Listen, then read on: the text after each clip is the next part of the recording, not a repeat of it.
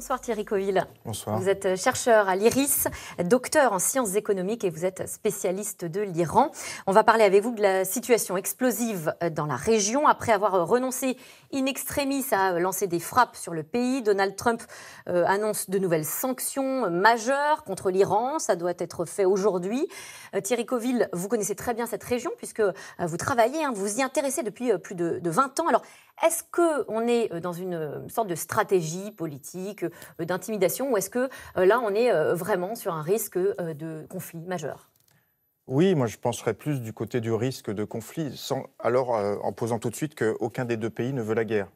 Mais je pense qu'on est face aux limites, on arrive aux limites de la stratégie américaine. Je pense qu'il faut le rappeler quand même. Les gens disent que c'est un conflit dans lequel Trump s'est fourré un petit peu tout seul, parce qu'il est sorti de l'accord sur le nucléaire en mai 2018.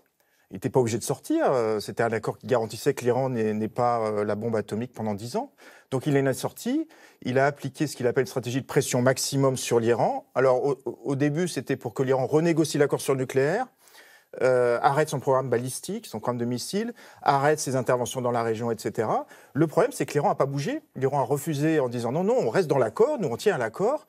Et depuis mai 2019, ça faisait un an que l'Iran n'a rien fait, on va dire, pendant un an, en disant surtout aux Européens, aidez-nous, parce qu'effectivement, les sanctions américaines ont eu un effet destructif sur l'économie iranienne. Et l'Iran, on va dire, commence à bouger. Alors, pour répondre à votre question, l'Iran commence un peu à montrer des signes d'énervement en disant aux Américains, votre stratégie a un coût.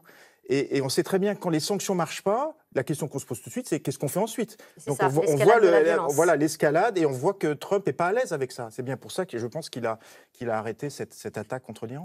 On a du mal à comprendre d'ailleurs la stratégie de Donald Trump, qui un jour appelle à la reprise du dialogue et puis l'autre reprend un dialogue beaucoup plus belliqueux. On le disait ce week-end, il annonce à grand renfort de tweets qu'il annule des frappes de dernière minute. Comment est-ce qu'on peut interpréter ce geste ? Si vous voulez, je pense qu'il faut revenir au basique. Le basique, c'est qu'il y avait un accord signé, quand même, il faut le rappeler, entre l'Iran, les 5 membres du Conseil de sécurité des Nations Unies et l'Allemagne, certifié par une résolution des Nations Unies qui garantissait que l'Iran n'ait pas de bombe atomique, là, pour faire court, pendant 10 ans. C'était un accord qui a été respecté, ça a été vérifié 15 fois par l'Agence internationale de l'énergie atomique. Il n'y avait aucune raison que les États-Unis le dénoncent. Trump n'avait aucune raison valide de sortir.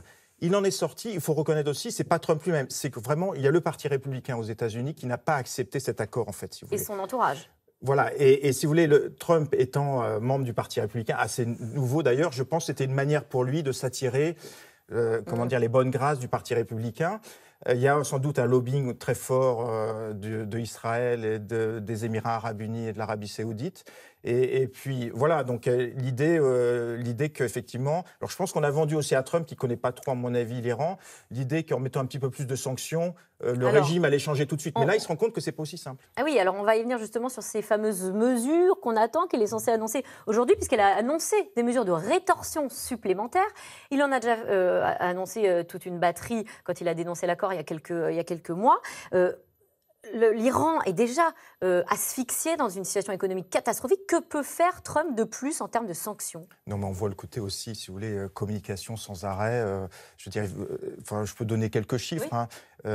L'Iran est passé, depuis début 2018, ils étaient à 2,3 millions de barils par jour. Aujourd'hui, d'après les estimations, il sera à 500 000 barils par jour. Donc leurs exportations de pétrole ont été au moins un petit peu plus divisées par 4. Oui. Le pétrole en Iran, et c'est pour ça que le gouvernement iranien commence à montrer des signes d'irritation, c'est la base. Important. C'est 80% des exportations, c'est 40 à 50% des recettes budgétaires. Donc ils sont asphyxiés économiquement. L'inflation atteint au moins 50%, 40% de la population en dessous du seuil de pauvreté. Donc, le pays est exsangue. Le pays est exsangue, si vous voulez, quand Trump va avec grand renfort, oui, on va faire des sanctions. Non, mais le pays est déjà exsangue, et c'est pour ça d'ailleurs que l'Iran commence à dire, pour eux, ils emploient, c'est trop facile. Si vous voulez, c'est un peu trop facile du côté américain de dire. Ils n'ont plus rien à perdre. Voilà, il y a quelque chose. On fait la guerre. Si vous voulez, on met des sanctions énormes. Ils s'en vantent d'ailleurs tous les jours. Et l'Iran attendrait comme ça sans rien faire. Si vous voulez, ce que les Iraniens disent aux Européens depuis quelques mois, c'est qu'est-ce que vous feriez à notre place ? Et moi, je pense que c'est une bonne question. Alors, ils respectent que doivent l'accord. faire les Européens ? Alors là, je pense que alors on parle toujours, on dit que l'Iran doit discuter avec les États-Unis. Actuellement, ils ne veulent pas discuter avec les États-Unis pour toutes les raisons qu'on a données. Notamment, il y a des durs en Iran qui étaient depuis le début contre l'accord. Ils ont dit cet accord est un piège, vous imaginez maintenant. Ils ont le vent en poupe en Iran. Et donc, les modérés qui étaient pour négocier, ils n'existent plus politiquement. Donc la reprise des négociations, pour le moment, n'est pas d'actualité. C'est impossible. Alors, quels sont les scénarios de sortie pacifique ? Je vous dis en tant que spécialiste de l'extérieur, moi je ne suis pas dans le secret des dieux, mais la seule manière de pousser l'Iran à négocier, on vient d'en parler, il faut que les sanctions diminuent. Il faut que leurs exportations de pétrole, ils l'ont dit eux-mêmes, je pense que leurs exportations de pétrole remonteraient de 500 000 barils par jour, qui est intenable pour l'Iran, à, on va dire, 1 million, 1 500 000. Ça montrerait que les Américains ont bien compris le message et ce serait comme une ouverture pour que, quelque part, des négociations commencent. Sans cela, je ne vois pas de négociation. Mais ça va dans l'autre sens opposé de ce qu'annonce Donald Trump, et puis aussi le fait qu'il ait verrouillé justement toutes ces exportations de pétrole. Donc comment peuvent faire les Européens ? Je vous répète, cette stratégie de pression maximum des États-Unis, je viens de vous le dire, elle ne marche pas, et en plus elle est dangereuse, parce que là, si vous voulez, l'Iran, ils emploient le terme guerre économique, terrorisme économique. Donc les durs en Iran, ils ont commencé à dire, écoutez, même les modérés, on va dire, gouvernement iranien, emploient le langage des durs. Le ministre des Affaires étrangères iranien a dit il y a quelques semaines, la politique américaine de sanctions économiques, il faut qu'ils comprennent qu'elle va avoir un coût. Donc on voit bien que l'attitude de l'Iran a changé. Donc si on veut désamorcer les tensions, comme vous posez la question, quelque part, montrer à l'Iran qu'on est sérieux, il faut absolument que les Américains comprennent qu'il faut qu'ils lâchent un peu de l'Est et qu'ils diminuent les sanctions. Si la situation devait s'embraser, quelles seraient les conséquences d'un tel conflit ? Je pense que on voit bien les hésitations des Américains, parce que l'Iran, c'est quand même un grand pays, il y a 80 millions d'habitants, je crois que c'est à peu près 3 fois la France. Ils ont des alliés dans la région, donc aussi on est dans la Syrie, la Syrie, le Yémen, l'Irak, le Yémen, le Liban avec le Hezbollah. Donc c'est les signaux aussi qu'ils sont en train d'envoyer. Ils sont en train de dire aux Américains, attention, parce que si vous commencez à aller trop loin aussi pour les sanctions, nous on a les moyens de faire très mal dans la région. Et donc, ils ont prévu également, et ce qu'ils commencent à dire dans les journaux des durs, d'attaquer également les pays alliés des Américains, qui sont essentiels pour l'approvisionnement pétrolier mondial, comme l'Arabie Saoudite et les Émirats Arabes Unis. Donc, si vous voulez, de toute façon, une guerre, c'est toujours une catastrophe. Mais là, dans le cas de l'Iran, ce serait vraiment pas simple et destructeur, et je ne vois pas qui serait gagnant. Est-ce que la guerre peut se déplacer sur le terrain peut-être moins visible du cyberespace, comme on dit ? Je pose la question, puisque Trump a également annoncé qu'il avait lancé des cyberattaques. Non, mais c'est sûr. Mais d'ailleurs, c'est pas nouveau. Je rappellerai quand même qu'il y a eu une attaque. Il y avait un virus informatique. On sait qu'il a été lancé par Israël et les États-Unis, qu'on appelait Stuxnet, qui visait à déstabiliser le programme nucléaire iranien. Donc les Iraniens ont déjà subi ce type d'attaque informatique. Non, là, je pense, si vous voulez, on voit bien. Je reviens, si vous voulez, il faut bien comprendre l'environnement. Cette stratégie de pression maximum basée sur des sanctions économiques maximum, elle ne marche pas. Je pense qu'elle est dangereuse. Elle fait monter les tensions à un niveau qui devient là très élevé, parce que le problème qu'on voit dans ces cas-là, c'est que l'Iran commence à réagir, mais ils ne veulent pas la guerre.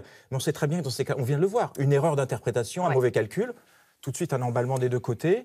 Donc effectivement, on est dans une situation très très dangereuse. Eh bien merci. Merci Thierry Coville de nous avoir éclairés et d'être venu sur notre plateau. Je rappelle que vous êtes chercheur à l'IRIS et spécialiste évidemment de l'Iran. Tout de suite, c'est dans l'air avec Caroline Roux qui revient sur la canicule. Les températures ressenties pourraient atteindre les 48 degrés dans certaines régions en France dans les jours qui viennent.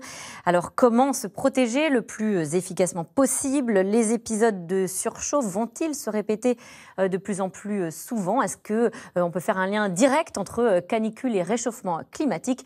Toutes les réponses avec Caroline Roux et ses invités. C'est dans l'air, c'est tout de suite. Bonne émission.